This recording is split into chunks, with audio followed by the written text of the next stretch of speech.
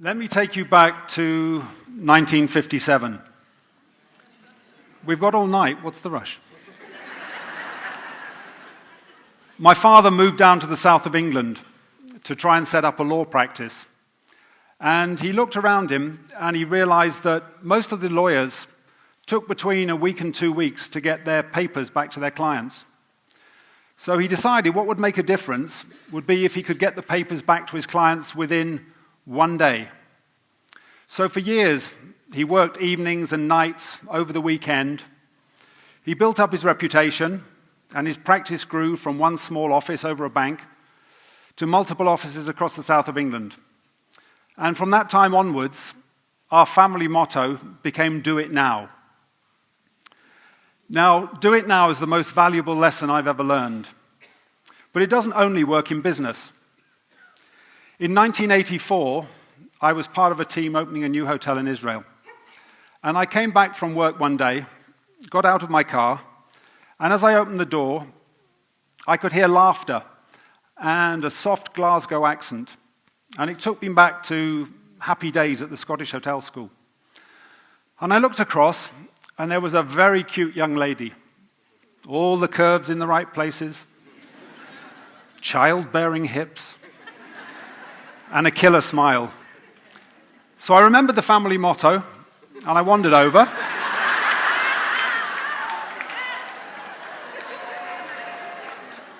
And I said, "Hi, my name's Ashley. Will you marry me?" Now, in fairness to her, she did say, "I think we should go out first." But 12 months later, we were married. And as you've heard, 32 years later, she's in the audience tonight.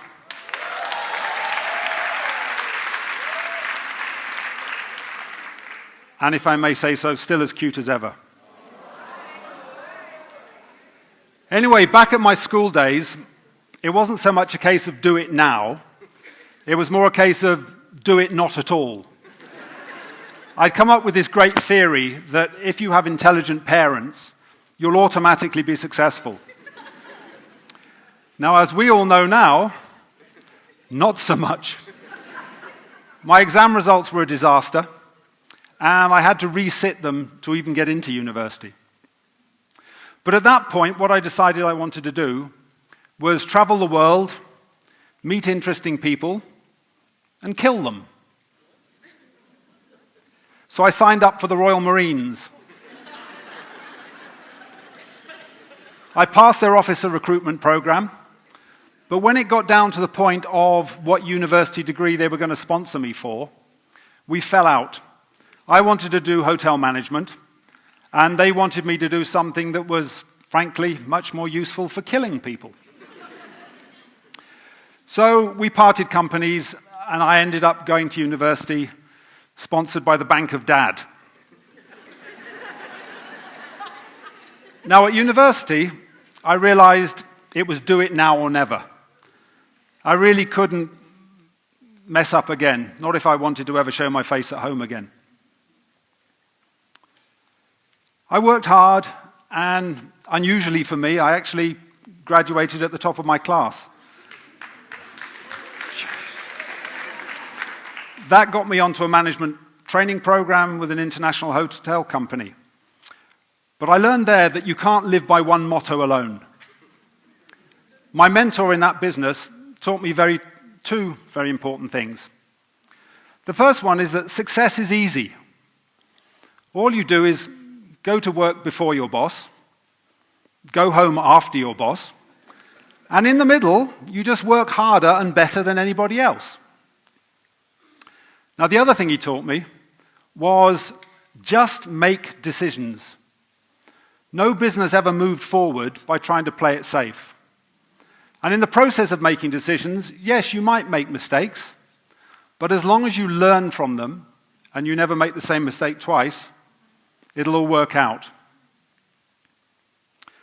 And that gentleman ended up becoming the president of Hilton Worldwide, so if it worked for him, probably worked for us too.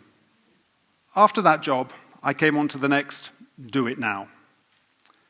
And that was a do it now that should carry a health warning. Consider the consequences. Shortly after we were married, I was working in Barbados. And we had a challenge with a drug dealer who was peddling drugs to our clients on our private beach. I think a lot of our clients thought this was just fabulous customer service. But my boss was not so impressed. And she told me, go take care of it. So of course, do it now. So what's the plan? Well, we're in the north side of the island, and he's got to come from the south side. And he foolishly parks his motorbike in our car park. So motorbike in the skip, call the skip company, take away the skip. Problem solved. Problem was clearly that my very secret plan wasn't as secret as I'd hoped. And soon the phone calls started. And I remember one evening I was in the restaurant and our maitre d' called me over and he said, Mr. Ashley, he said, it's your death threat. Would you like to take it or shall I take a message? Now, at that point in my career, I wasn't actually used to people threatening to kill me. So I went to Clyde, who was our head of security. And I said, Clyde, these guys, do you think they're serious? And he said, nah, man. He said, if they're serious, you dead already. Anyway, shortly afterwards, I got offered a job in Antigua, and I thought for the safety of my young family, might be a good idea to take it. Now, in Antigua, I excelled myself. I got picked up one night by gangsters with sawn-off shotguns, Doberman pinchers, taken to a swamp in the middle of the island, and got told that if I didn't get with the program, then I would end up being fed to the alligators. Now, sometimes you're probably better off with the devil you know. Now, the question I'll ask you is, how well do you know that devil inside you? If you want to be successful, you need to understand your own weaknesses and to be able to deal with them. I really never faced up to mine until about 15 years ago. I was entertaining clients on a boat on the River Thames, and this fellow staggers up to me, clearly having overindulged in our hospitality, and he said to me, you don't know me, but what I'm going to tell you will hopefully change your life. He told me what his name was, and I recognized it from many emails. He was one of our vice presidents at Hilton. And he said to me, when we had our board meetings and we used to discuss who were our top managers, he said, you were always in our top 3 or 4. The problem came about when we discussed who was the biggest pain in the arse. And you were always number 1.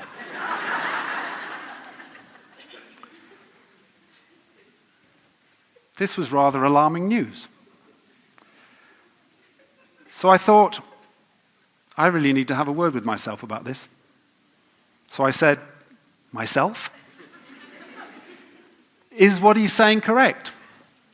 And I thought back to those arguments with my bosses, always having to have the last word, always wanting to be right.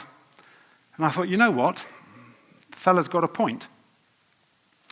So from then on, I decided I was going to try and be less aggressive, more diplomatic, and as much as I've not been wholly successful, it did dramatically improve my life from there on in. It even worked at home because it turned out that my wife thought I was a pain in the arse as well. Now, another lesson I learned in England was never quit a job until you've got another one to go to. I was opening up a new conference center, and to be generous, the owner was a vile individual. He used to come in every day cursing and swearing and abusing everybody in public. And after a while I thought, you know what? I don't need this in my life. And I've got a decent enough CV, I've got a reputation. I'll go and get another job. So I quit. And I had 9 months of unemployment, depressed, stacking shelves in a supermarket at night to make minimum wage to feed my family. So when people come to me nowadays for interviews, and I say, why aren't you in a job? And they say to me, you know what? The grass is always greener. I went for greener pastures. And I have that urge, I want to both scream, slap them, and shake them at the same time. But apparently, that's considered to be poor interviewing technique. So I tend to end up telling them this story. Now, the most difficult do it now is the do it now that you don't want to do, but you know you have to do. And this happened to me back in 2002. I'd come to Kenya, and initially I managed White Sands, and then I ran Sarova Hotels, and then I went to Hemingway's in Watamu. But all through that period, my wife had made me promise that when it was time for our 3 girls to go to university, that we'd all upship and back to the UK so we didn't have to send them to boarding school. So off we went, the longest decade in my entire life. But my 3 girls graduate, get through university, all 3 of them, thank you. And one day, I get a phone call. And it's my best friend Judy calling from Kenya. And she says to me, Ash, we went out last night, got a bit drunk, and bought a restaurant company. As you do on a Saturday night, So she said, do me a favor, pop over, have a look, see if it's any good, or if we've made a horrendous mistake.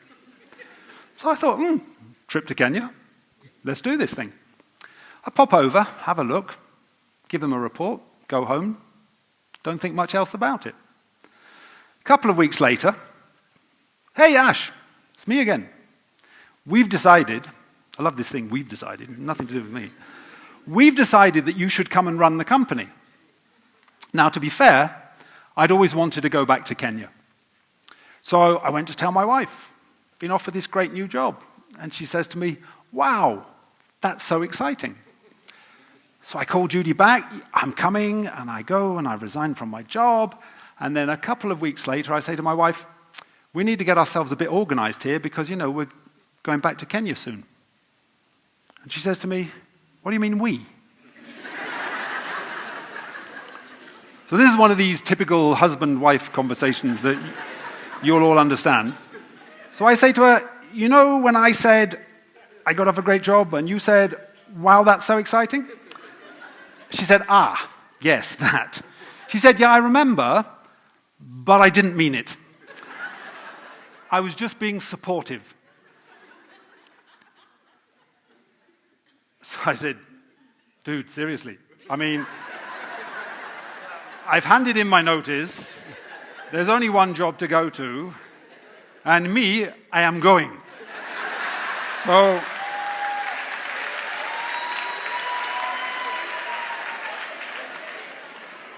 I said, we better make a plan. So that started the last 6 years of her commuting back and forth and running up air miles and whatever. Getting the gold card for the lounge. She loves that lounge. Now at this point, I get a vibe from the ladies in the room. Selfish guy. How could you leave your wife and go off back to Kenya? Well, as with any story, there's always 2 sides to the story. Let me give you my side. First of all, being a hotel manager in the UK, frankly, not all it's cracked up to be. And I have one job in life, that's providing for my family and my kids for their future. So when you get to the end of the month, you haven't managed to save anything, or you're broke, it's like, seriously, what am I doing this thing for? Now also, I have issues. I have issues generally, but I have specifically issues with being in England. Now, yes, to be fair, the pastures are always greener, but it's only because it's a cold, wet, miserable place where it rains all the time. But in fact, as much as I dislike it, my wife loves it. Now, she's a home girl. She never wanted to be dragged all around the world for 15 years. She wanted to stay at home, in our house, with our kids, with her friends, close to her family. She loves her job, She loves her cats, at least as much as me. And that's being generous to me, actually, if you know the story with the cats. So I worked out, you know what? Marriage is a give and take thing. You know, it's a partnership. She supported me all the time when we were moving around the world. I think we did 9 countries together. So now it's her time to be happy. And what's wrong with that? She deserved it. She stuck by me all this time. And that's the least I can do. When she comes out, which is often, we try and make it special. Because even when we had our honeymoon, I cut that short to 2 days because I was opening yet another hotel. So I kind of work on the basis that I owe her. So anyway, I was back in Kenya, and sitting there one day after another long day at work, and I recollect a conversation with my middle daughter when she graduated. And she said to me, she said, "Dad, I don't want to have to work as hard as you've always done.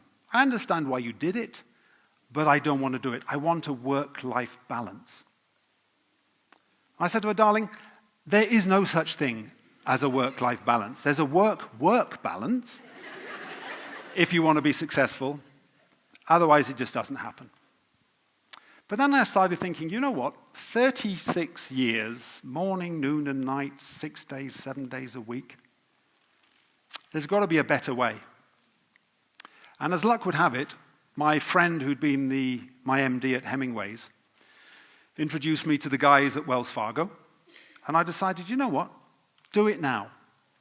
Take a chance. Change your life. And I actually had a life. Turns out, surprisingly enough, that there are jobs where you go home while the sun's still shining. I didn't know that. But the first thing I did is I joined Rotary. I love the charity projects we do, but the thing that I love most is going to universities, talking to the young Rotaractors there, mentoring them. Kind of makes me feel better for all the time that I didn't have to spend with my girls. But just simple things. You don't realize my whole career, somebody said, "Ash, can you?" And it was like, "No, I can't. I'm working." So now if I've got a friend who's got a concert, I can go. Somebody's launching their art collection, I'm there. I even joined a ladies' book club. So now when people say to me, "Can you have a work-life balance?" I say to them, "Yeah, for sure. You've just got to work really hard to earn it." So now, as we get to the end of the year, it's time for us to look back and to reflect. And some of us in the audience will have regrets. That missed opportunity, the chance you had you didn't take, the decision that you should have jumped on. There'll be other ones amongst you who really need to have a word with that little devil inside you. But remember, it is possible to take action, to change your life, to take that leap of faith, and to become the new you. So as we look at our New Year's resolutions for 2018, can we do it now? Yes, we can.